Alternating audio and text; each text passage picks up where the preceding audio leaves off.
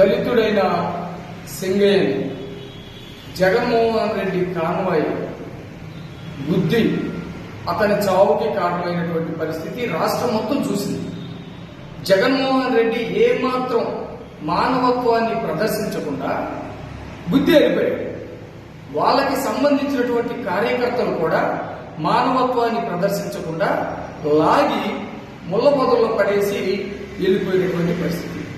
వీళ్ళిద్దరూ మానవత్వాన్ని ప్రదర్శించకపోతే అక్కడ ఉన్నటువంటి పోలీసులు వాళ్ళ బాధ్యతగా అట్లాగే మానవత్వాన్ని ప్రదర్శిస్తూ సింగయ్యని కాపాడాలనే ప్రయత్నం చేశారు.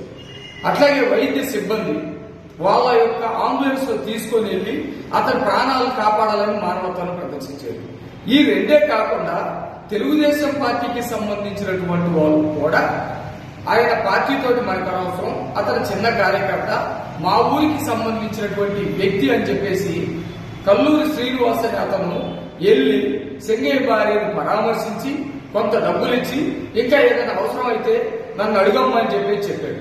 అట్లాగే లోకేష్ గారు కొంతమందిని పంపించి అమ్మా మీ భర్త ఇట్లా చనిపోయాడు, మీ పిల్లలకు గాని మీకు గాని ఏదైనా అవసరం ఉంటే మేము సహాయం చేస్తామని ఒక దళితుడైనటువంటి మైనర్ బాబు అనే తెలుగుదేశం పార్టీ జిల్లా అధ్యక్షుడు పంపించారు.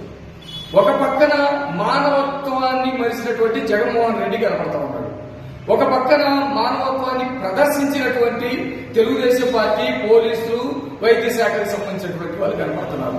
ఇంత జరుగుతున్నా కూడా ఒక్కసారి జగన్మోహన్ రెడ్డి మాట్లాడకపోగా 15 రోజుల తర్వాత ఈ కేసు తన మెడకు చుట్టుకుంటుందనే సంగతి తెలిసి ఎక్కడ అరెస్ట్ చేస్తారేమోనని భయపడి అతను ఒక కొత్త ఎత్తుగడేసేటువంటి పరిస్థితి కనపడతా ఉంది.